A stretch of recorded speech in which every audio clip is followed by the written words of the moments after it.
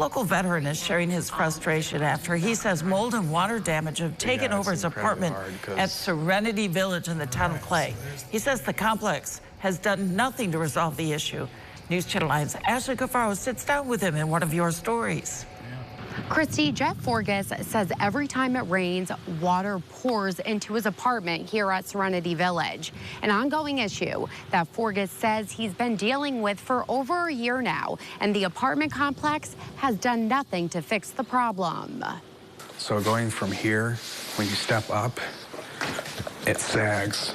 An apartment floor continuing to sink. It's just one of the many issues Forgas has been dealing with since May of last year.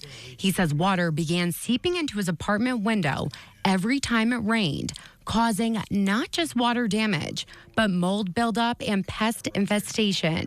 Forgas, who's also in remission, says all of this has led to him being hospitalized several times. Once for pneumonia, and then in the last year, 3 times for respiratory infections as well as sinus infections. And I've told them that I'm immunocompromised because of the cancer. And they just ignore it, or they don't care, and they don't do anything to help, even when I express the fact that, I'm a homebound disabled vet. Forgas also says he can't move out of his apartment right now because he's on a fixed income. In the town of Clay, Ashley Cafaro, News Channel 9. Forgas says he has reached out to property management. They've sent maintenance only once to look at the problem, but never fixed it. We're waiting to hear back from the owners of Serenity Village. Also at 5:30, is this proof of a sick school? One concerned parent sharing these images with Local 10. That mom is so worried about the situation, she pulled her daughter out of that school. And today, health department inspectors were at that school investigating. Local 10's Terrell Fournier live with more. Terrell. In fact, 2 members from the Broward County Health Department were on site at that elementary school today. They conducted a series of inspections and air moisture tests. We'll get to their results in a minute, but right now, here at the Broward County School Board, we know that some concerned parents are addressing the school board about this problem. They are demanding a change. Tiny dark spots have been photographed on ceiling air vents and on some of the walls at Bennett Elementary School in Fort Lauderdale. Because I had to pull my daughter out of school because of suspected mold. Kids were having seizures, teachers were horribly ill, and I just thought, hey, there's something environmental going on. I need to look into this.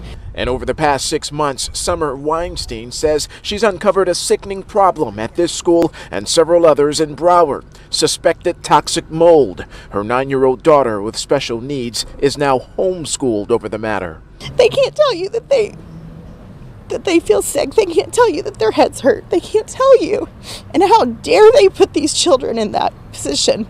Today, we spotted a cleaning crew at Bennett on the same day that county health inspectors visited the campus. In fact, school board records show mold remediation work has been conducted at the elementary school several times since the summer of 2016. But this concerned parent believes it's only patchwork, and the mold has either been covered up or never fully removed. She says the school's own teachers have filed complaints over exposure, but are now afraid to speak out publicly. They're afraid of retaliation. They're afraid of, losing their jobs, yet they are forced to work in these sick buildings. And now her hope is to convince the very school board that oversees the facilities in question to make a healthy, powerful change. I want to let them know they're not going to get away with this. And I just got the report from the Broward County Health Department on today's visit. Bottom line, they in a sense didn't find anything unusual in 3 of the 4 classrooms that they examined, but in one of those classrooms they did find a ceiling towel to be stained, so they have ordered the school personnel to replace that ceiling towel. As for the school district, they say that they will continue to work to address the reported mold complaints at this school, to address obviously and to appease the concerns of many of the parents in that community. We'll keep you updated. For now, that's the latest here live in Fort Lauderdale. I'm Terrell Fournette, Local 10 News. Evening, I'm Megan Mannering. And I'm Larry Smith. A tenant of a downtown Lexington apartment complex says he's had it, claiming his reports of damage and mold have been ignored by management for months. We went to the Rose Tower apartments to see the issues for ourselves and learn what steps have and haven't been taken. My living room is neat. I mean, it ain't the best stuff, but I keep my stuff neat. I've been here for 16 months, and then my apartment's been flooded out 4 times. A Rose Tower resident flooded with frustration. Tyrone Dunn says this is the second unit he's occupied. He left the first one due to mold. Now he's in a new unit on a new floor with the same issues. These apartments have been up here for years. Don't think that this is the only problem, because if it's right there, it's on every floor. Dunn says he notified management of the problems in this unit on April 18th. Mold on the walls, water seeping through the floor. But it wasn't until this week that maintenance took action. You can see the mold and mildew on these in here. According to Dunn, they tore down his bedroom wall on Monday, exposing mold, but haven't been back to clean up. Dust and drywall now blanketing his bedroom, furniture moved, and no explanation or plans to return. And this right here, this stuff they dug off the wall. Dunn reached out to code enforcement last month. Records show they came to the apartment and contacted Housing and Urban Development, describing the situation as serious, in need of a quick response.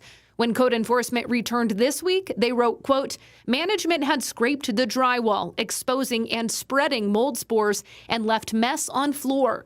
Management was not on site to discuss issues, end quote. Dunn says it's hard to have pride in his space when the space looks like this. You know, they keep doing this patchwork to save money. Hate to keep saying it, but I know it's what they're doing. With affordable housing hard to come by, Dunn believes other tenants are afraid to speak up for fear of losing the home they have. But he's sure the mold and the concerns are spreading.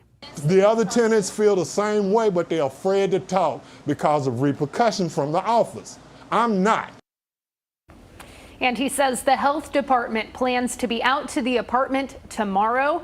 Property management asked us to leave the building today, but we were given contact information for the management company that operates Rose Tower, PK Management, but we have not heard back yet. 7 News is on your side, pushing for answers for residents at a Rockville apartment complex.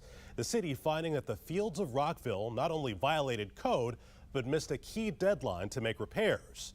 7 News' Christian Flores went back out to that apartment complex today to hear from residents and to find out what's next. I don't really know if it's gotten worse or better. We try to stay away from it as much as possible. Libby Adams says she does not feel comfortable in her own home after finding this black substance. Her neighbors also sharing images of torrential leaks and even more discoloration. Now, the city of Rockville has fined the complex for missing the repair deadline, which was even extended.